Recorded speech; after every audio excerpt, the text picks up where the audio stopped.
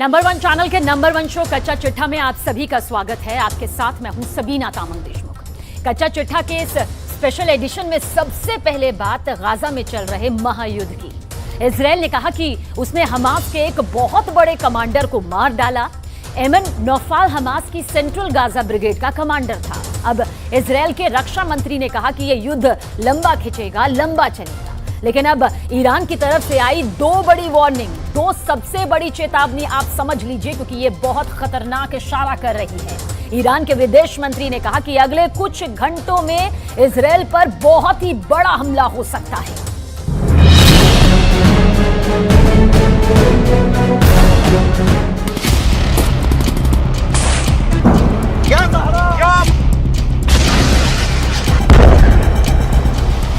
ये Lebanon Syria का border है और सामने इजराइल के टावर हैं।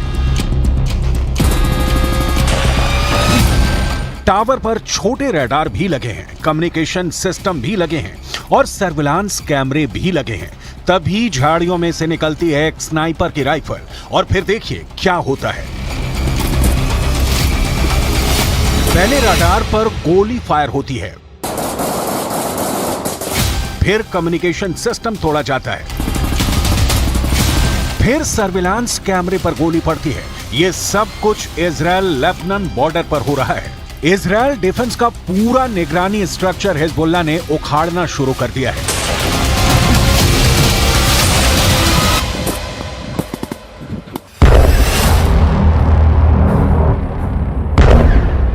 लेकिन इसके बाद जो होता है वो नेतन्याहू को डरा देगा। ये हनीता बॉर्डर पॉइंट है। यहां एक मिसाइल निकलती है और सीधे बॉर्डर पर खड़े इजराइल के मरकावा टैंक को फोड़ देती है। एक बार देखिए हमला कैसे होता है।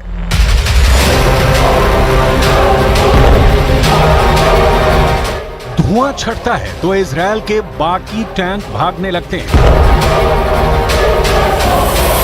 दूसरा वीडियो दोहरा बॉर्डर पॉइंट से आया है। यहां भी इजराइल का मरकावा टैंक घूम रहा था और फिर होता है एक बड़ा हमला।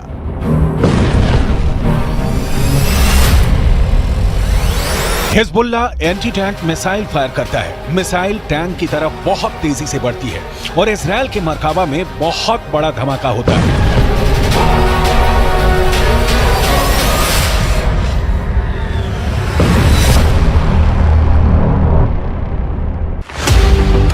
लेबनान बॉर्डर पर इजराइल के टैंक पर हमलों का वीडियो बहुत डराने वाला है। इजरायली टैंक के ऐसे तबाह होने की तस्वीरें जब ईरान पहुंची तो वहां के विदेश मंत्री ने बहुत खतरनाक बयान दे दिया। हुसैन आमिर अब्दुल्लाहियां ने कहा कि अगले कुछ घंटों में इजराइल पर बड़ा हमला हो सकता है। हिजबुल्लाह की तरफ इशारा करते हुए ईरान ने कहा है कि अगर ईरान और लेबनान ने इजराइल को जवाब नहीं दिया तो इजराइल की सेना तेहरान और बेरूत पर कल हमला कर देगी। सूरत तदावुम जनायात जंगी रजीम कुश इसराइल अलीह साकिनान गैर निज़ामी गज़ा हर एहतमाली मुतसव्वर हस्त। इसमें कोई शक नहीं कि इजराइल की फौज जिस तरह से गाजा को हजारों टन बम मारकर समतल कर रही है, इसने ईरान को बहुत ज्यादा बेचैन कर दिया है। ईरान ने पूरे पश्चिम एशिया का एक एक इंच नापकर इजराइल की ताकत का पूरा अंदाजा लगा लिया है।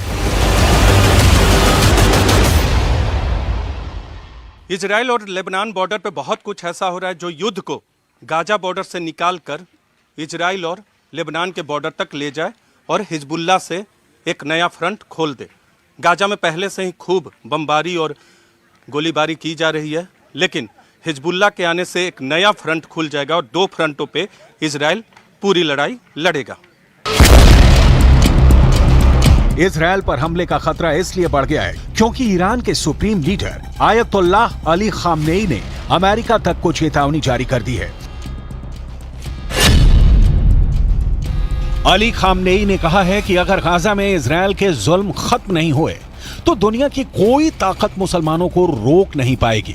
हमास के हमले के बाद ईरान ने इस वक्त अपने मिलिशिया गुटों और मित्र देशों को एक्टिव कर दिया है। सऊदी अरब, जॉर्डन और मिस्र से भी इजरायल को कड़वे शब्द ही मिले हैं। इस वक्त हिजबुल्लाह भी एक्टिव है, इस वक्त सीरिया भी एक्टिव है, इस वक्त इराक में ISIS का खात्मा करने वाली फोर्स हश्द अल शाबी भी तैयार है, इस वक्त यमन भी एक्टिव है।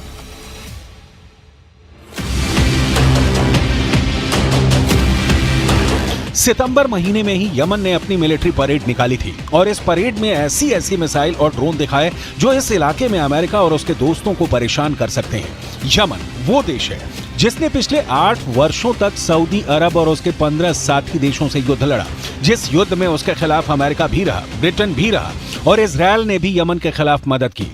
अब वही यमन अमेरिका और इजरायल दोनों को ललकार रहा है।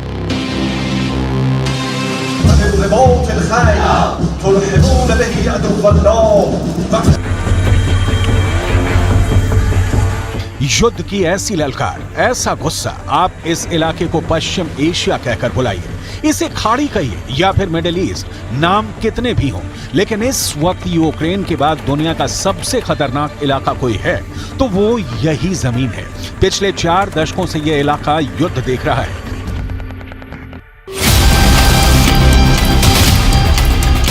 यमन के इस मिसाइल का नाम है तूफान, जो 1000 किलोमीटर की रेंज तक मार कर सकती है। इस मिसाइल से यमन ने सऊदी अरब को कई बार डराया है। इजरायल को भी लगता है कि यमन को ऐसे और हथियार मिल सकते हैं और फिर वो उसके लिए खतरा बन जाएंगे। ईरान भी यही डर फैलाना चाहता है। जाहिर है कि इजरायल के लिए ये एक नया फ्रंट साबित हो रहा है। अब गाजा के धमाकों ने हिजबुल्लाह के साथ ईरान को युद्ध में कूदने के लिए तैयार कर दिया है।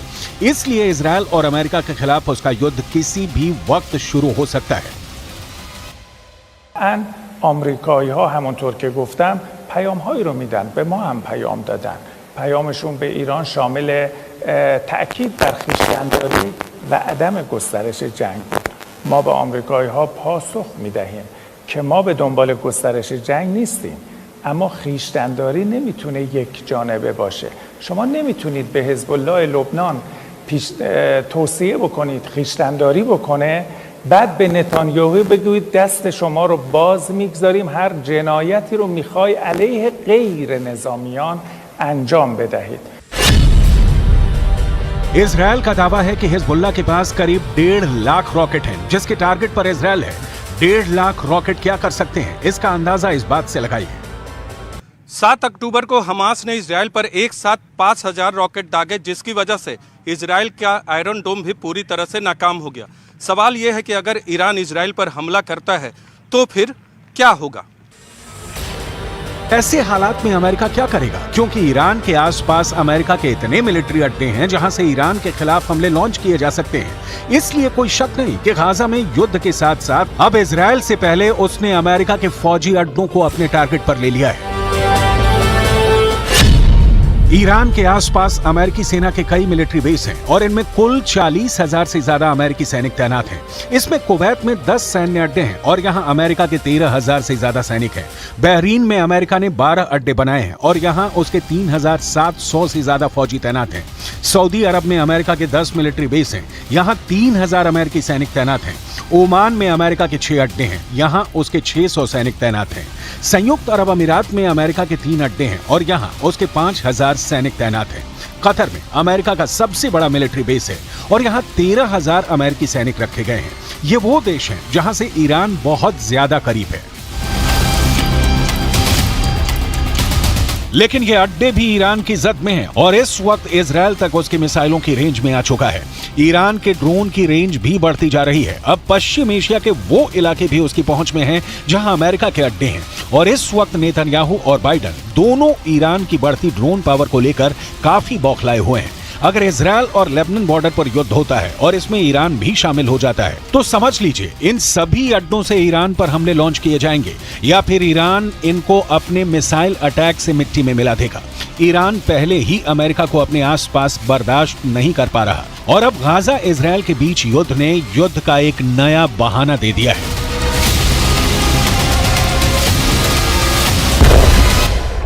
महाजंग के बीच अमेरिका के प्रेसिडेंट जो बाइडेन इजरायल पहुंच रहे हैं, लेकिन इजरायल यात्रा से पहले जो बाइडेन की ट्विटर पोस्ट इंटरनेशनल हेडलाइन बन गई। बाइडेन का कहना है कि इस्लामोफोबिया नफरत से ही जुड़ा हुआ है, यहूदी विरोधी भावना नफरत से जुड़ी हुई है। सवाल यह है कि तेल अवीव पहुंचकर बाइडेन युद्ध को क्या और भड़काने वाले हैं या फिर युद्ध विराम करवाने वाले हैं, क्योंकि बाइडेन इजरायल के बाद जॉर्डन जाने वाले हैं, जहां वो मिस्र और फिलिस्तीन के राष्ट्रपतियों से भी मुलाकात करेंगे।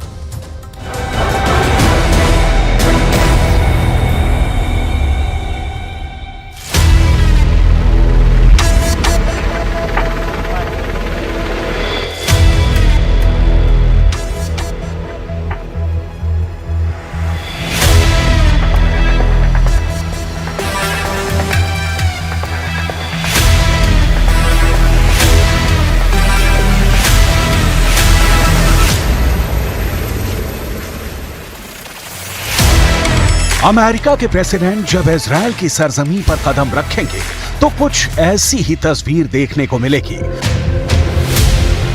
जो बाइडेन का खास प्लेन एयरफोर्स वन लैंड होगा, प्लेन का दरवाजा खुलेगा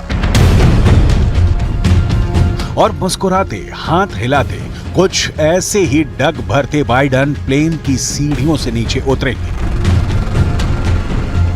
उनके साथ साथ सुरक्षा में तैनात वो स्पेशल शख्स भी रहेगा जिसके पास मौजूद बैग अमेरिका को सुपर पावर बनाता है। यह ऐसा बैग है जो अमेरिका के राष्ट्रपति को सर्वशक्तिमान बनाता है। काले रंग के लेदर के इस बैग में कयामत का कोड वर्ड बंद रहता है। साल के 12 महीने, महीने के 30 दिन और दिन के 24 घंटे ये बैग प्रेसिडेंट बाइडेन के साथ रहता है।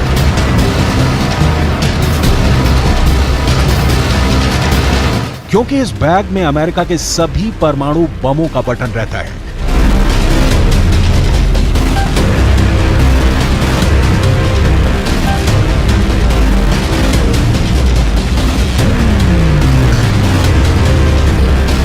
बाइडेन के साथ साए की तरह चलते इस बैग को न्यूक्लियर फुटबॉल कहा जाता है।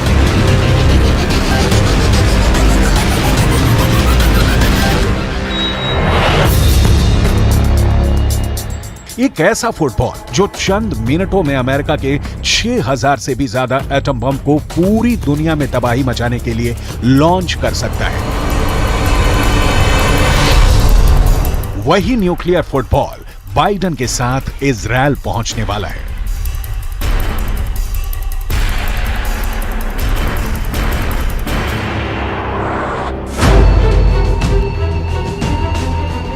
लेकिन परमाणु बम के बटन पर पहुंचने से पहले ही अमेरिका के 2 न्यूक्लियर एयरक्राफ्ट कैरियर इजरायल पहुंच गए हैं।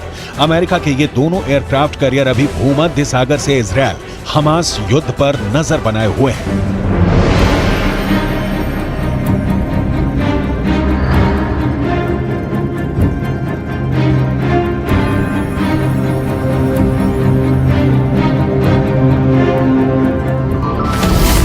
अमेरिका ने जिन 2 एयरक्राफ्ट कैरियर को इजरायल की मदद के लिए भेजा है उनके नाम हैं यूएसएस जेराल्ड आर फोर्ड और USS Eisenhower. USS Gerald R Ford के साथ 12 स्ट्राइक ग्रुप होता है, वहीं यूएसएस आइजनहावर के साथ 2 स्ट्राइक ग्रुप होता है जो हमला करने में मास्टर होते हैं। इनके साथ मिसाइलों से लैस और भी कई घातक युद्धपोत भूमध्य सागर में इजरायल के पास पहुंचे हैं। इसके साथ मिसाइलों से लैस जहाजों का पूरा बेड़ा चलता है।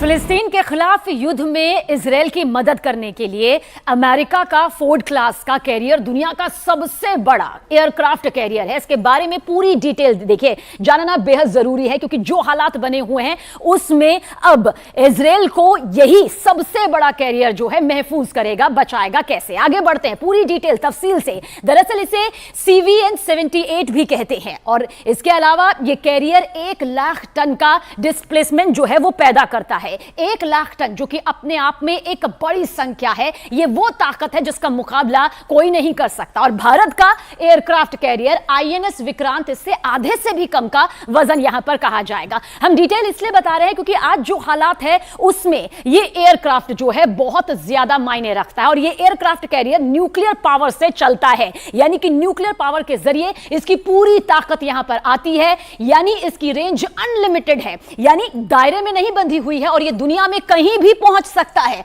अब रफ्तार भी आप जान लीजिए। दरअसल ये एयरक्राफ्ट कैरियर 56 किलोमीटर प्रति घंटे की बेहद तेज रफ्तार, वो रफ्तार जो कि समंदर में अपना आधिपत्य, अपनी ताकत जमा सकती है। ये कैरियर बहुत अच्छी रफ्तार इसकी यहां पर कही जाएगी, क्योंकि 56 किलोमीटर प्रति घंटे की रफ्तार अपने आप में बेहद तेज यहां पर हो जाती है। और इस कैरियर पर करीब 3000 नौसैनिक जो है वो तक तैनात किए जाते हैं। यानी दुश्मनों के लिए बहुत बड़ा टारगेट ये बन जाता है और बन सकता है, क्योंकि 3000 नौसैनिक का यहां पर होना अपने आप में महत ताकत इसकी बताता है। आगे बढ़ते हैं आगे और इस डिटेल को बेहद गौर से देखिएगा। इस एयरक्राफ्ट कैरियर पर 90 विमान, सुनिए आप, 90, ये संख्या बहुत ज्यादा बड़ी होती है, और हेलीकॉप्टर भी इसमें तैनात किए जा सकते हैं। यानी कि वो ताकत जिसका मुकाबला कोई नहीं कर सकता है, ये महामुकाबले के लिए पूरी तरह से तैनात और तैयार रहती है। आगे बढ़ेंगे तो 75 सिर्फ लड़ाकू विमान है। यानी कि जो लड़ाकू विमान आप यहां पर देख रहे हैं उनकी संख्या 75 है।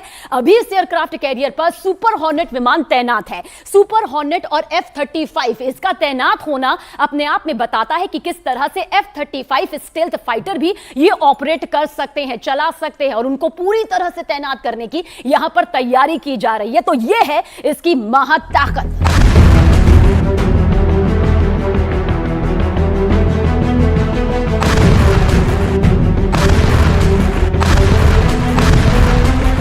यानी युद्ध की इस घड़ी में एक तरफ अमेरिका के न्यूक्लियर एयरक्राफ्ट कैरियर की तैनाती और दूसरी ओर खुद बाइडेन का पहुंचना बहुत बड़ा इशारा कर रहा है। बाइडेन के इस वॉर टाइम दौरे को काफी अहम माना जा रहा है।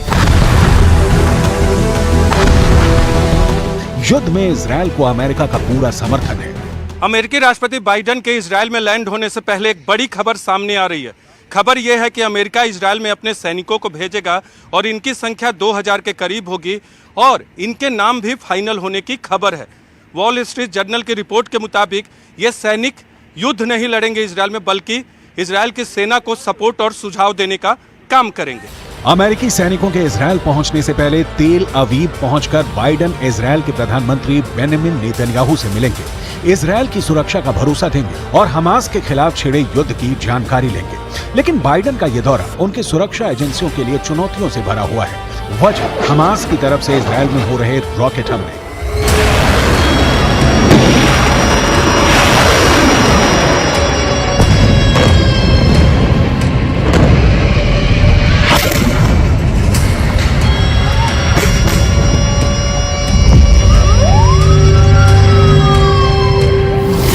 ऐसे में हो सकता है कि बाइडेन को तेल अवीव में बंकर में भी रहना पड़े।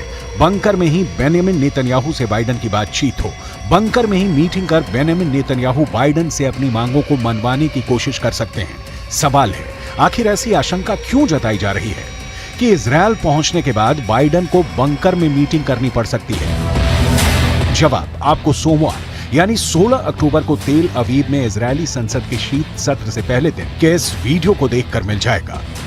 16 अक्टूबर इजरायल की संसद। तेल अवीव में इजरायल के संसद के शीत सत्र का पहला दिन था। संसद की कार्यवाही अभी शुरू ही हुई थी, तभी अलर्ट सायरन बजने लगे। इस वक्त एक महिला सांसद बोल रही थी। उन्होंने स्पीच बंद की और इसके फौरन बाद सभी सांसद और प्रधानमंत्री नेतन्याहू बंकर नुमा रूम में चले गए। कुछ देर बाद कार्यवाही फिर शुरू हुई। ऐसे में जिस वक्त बाइडेन तेल अवीव में होंगे, अगर उसी वक्त हमास ने रॉकेट दागने शुरू कर दिए तो मजबूरन बाइडेन को बंकर में जाना होगा, क्योंकि इससे इनकार नहीं किया जा सकता कि हमास के पास रॉकेटों का बहुत बड़ा गोदाम है। मिसाइल के तौर पर हमास के इस अंडरग्राउंड गोदाम को देखिए। इसे देखने के बाद बताने को कुछ नहीं रह जाता।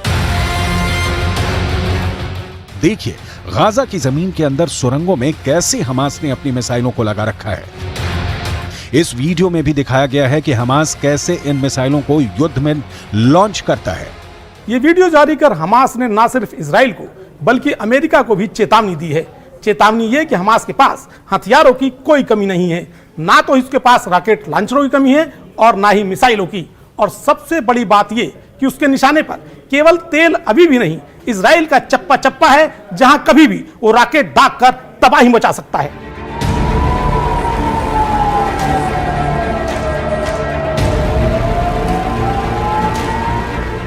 इजरायल को भी हमास के हथियारों के बारे में जानकारी है। इजरायल की फौज हमास के खिलाफ जमीनी कार्रवाई की तैयारी पूरी कर चुकी है। गाजा में घुसकर हमास के सर्वनाश का ब्लूप्रिंट तैयार कर चुकी है। सिर्फ उसे सरकार से हरी झंडी का इंतजार है। इजरायल चाहता है कि अमेरिका हमास के खिलाफ ऑपरेशन में उसकी मदद करे। बेंजामिन नेतन्याहू ने अमेरिका से $10 बिलियन की मिलिट्री मदद मांगी है। इसके लिए नेतन्याहू बाइडेन को मनाने की पूरी कोशिश करेंगे। इसके साथ ही नेतन्याहू गाजा में जमीनी कार्रवाई के लिए समर्थन की मांग करेंगे।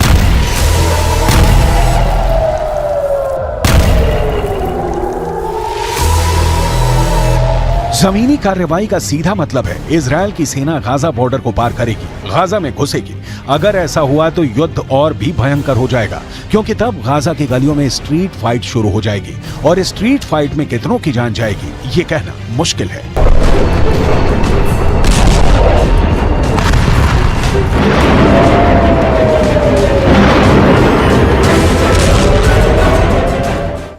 गाजा की हालत यह है कि अब लोग समंदर का खारा पानी पी रहे हैं। अस्पतालों में जनरेटर का ईंधन भी खत्म हो गया है। 24 घंटे में एक आदमी के पास खाने के लिए औसतन आधी रोटी महज बाकी है।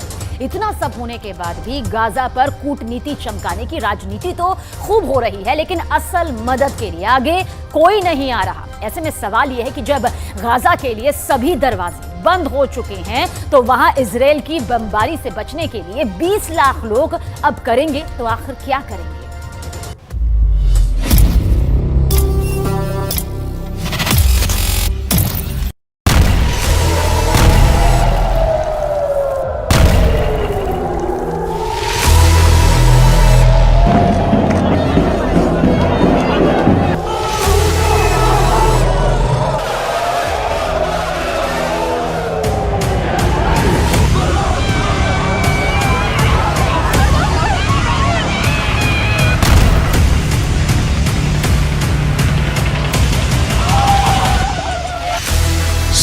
अक्टूबर को हमास ने जो किया उसका असर अमेरिका के अंदर भी नजर आ रहा है।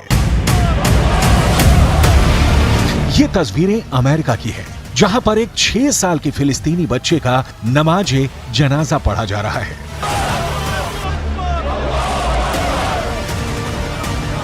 ये 6 साल का बच्चा एक अमेरिकी नागरिक के यहां किराए पर अपनी मां के साथ रह रहा था, लेकिन इस बच्चे को उसी के 71 साल के बुजुर्ग ने चाकू से 26 वार करके मार डाला।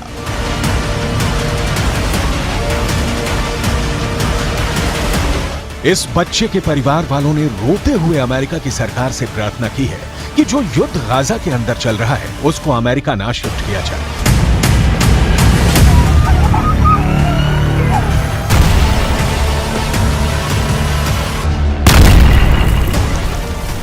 I just want to tell the whole world that we live in a country called the USA. We're not in war. And we're not bringing war here too. What happened that day for a gentleman that he loved that kid to start with. He used to bring him toys.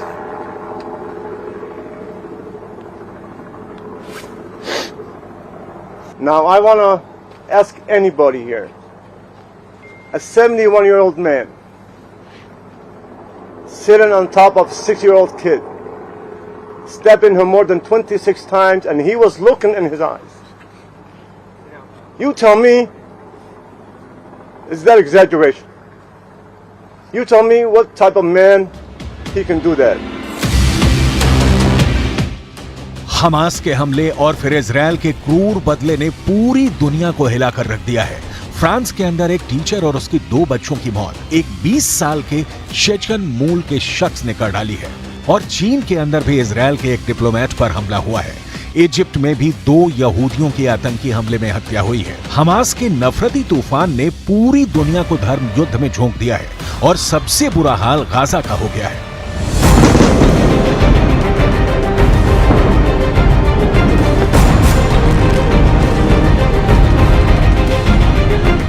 Gaza में 11वें दिन भी Israel की बमबारी लगातार जारी है। ये तय तो हो गया है कि बुधवार को बाइडेन इजरायल पहुंच रहे हैं, लेकिन इसके बाद भी इजरायल ने हमले को रोकने के कोई संकेत अब तक नहीं दिए हैं। गाजा के खान यूनुस कैंप पर भी इजरायल ने रात भर बहुत जबरदस्त बमबारी की है। चीन के विदेश मंत्री वांग यी, रूस के राष्ट्रपति पुतिन, अमेरिका के राष्ट्रपति बाइडेन, तुर्की के राष्ट्रपति अर्दोगन, कई बड़े नेता इजरायल से संयम बरतने की अपील कर चुके हैं, लेकिन नेतन्याहू का गुस्सा अब तक शांत नहीं हुआ है। अरबी भाषा में छपने वाले फिलिस्तीन के अखबारों में जो सूचनाएं छप रही हैं, वो दिल दहला देने वाली हैं।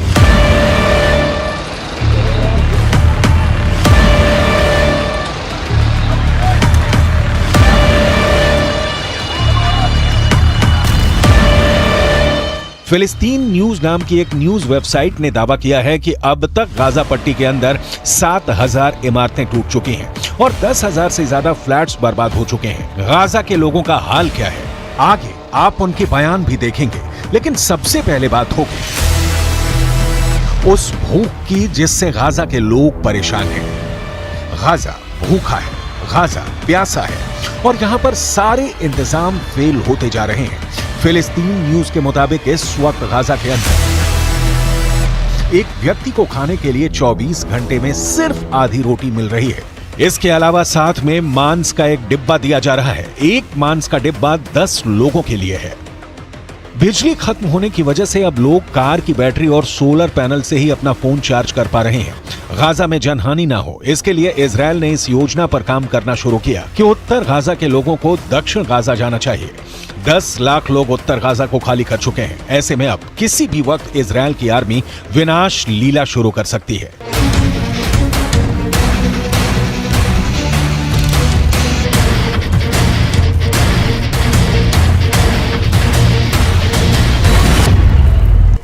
सबसे ज्यादा दुर्भाग्यपूर्ण स्थिति यह है कि संयुक्त राष्ट्र का कार्यक्रम भी लोगों को राहत पहुंचाने में पूरी तरह से फेल साबित हो रहा है।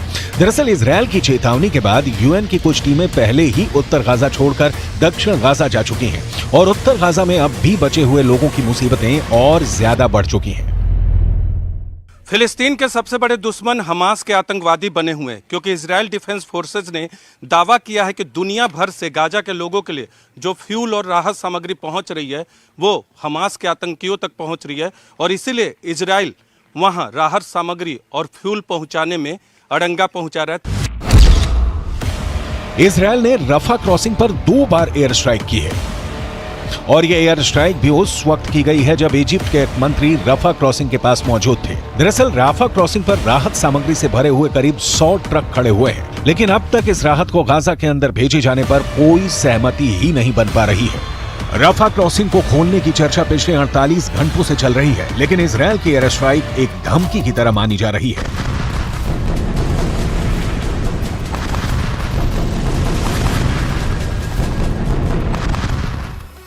फिलिस्तीन न्यूज वेबसाइट ने यह समाचार छापा है कि गाजा के अंदर कई ऐसे मुस्लिम परिवार हैं जो कि दक्षिण गाजा नहीं जा रहे हैं और उत्तर गाजा पट्टी में ही मौत का सामना करने के लिए तैयार हैं। खान यूनुस के एक ऐसे ही परिवार को बमबारी झेलनी पड़ी है। इस परिवार के कई लोगों की मौत हो गई है। नमाज़े जनाजा पढ़ने के बाद इस हमले में मारे गए बच्चों को भी आखिरी अलविदा कह दिया गया।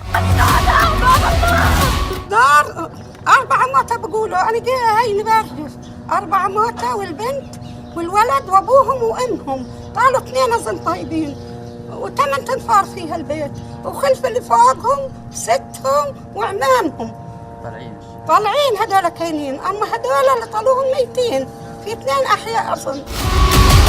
हालात ये है कि खान यूनुस कैंप पर रात भर जिस तरह की खतरनाक बमबारी इजरायल के विमानों ने की है, यहाँ के खान यूनुस अस्पताल में एम्बुलेंसों की लाइन लगी हुई है जिसमें घायलों को इलाज के लिए ले जाया गया है। अस्पतालों में भी इलाज कब तक होगा, क्योंकि यहाँ पर भी बिजली नहीं है और जनरेटर फ्रिज भी बंद होने की कगार पर है। पानी की कमी की वजह से अब यहाँ लोग खारा पानी पीने के लिए मजबूर हैं, जिससे और भी ज्यादा बीमारियां फैलने की आशंका जताई जा रही है।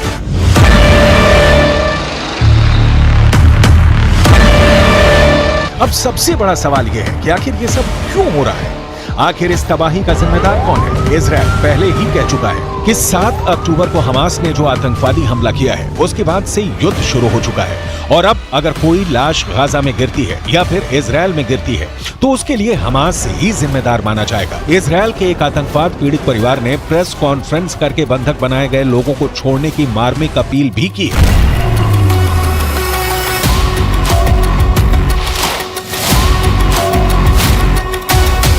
She looks very terrified. She looks like she's in big pain. I can see that she's saying what they tell her to say, but I can see that she's stable. I can see she needs medical care. I don't know if she's dead or alive until yesterday. All I knew is that she's might be kidnapped.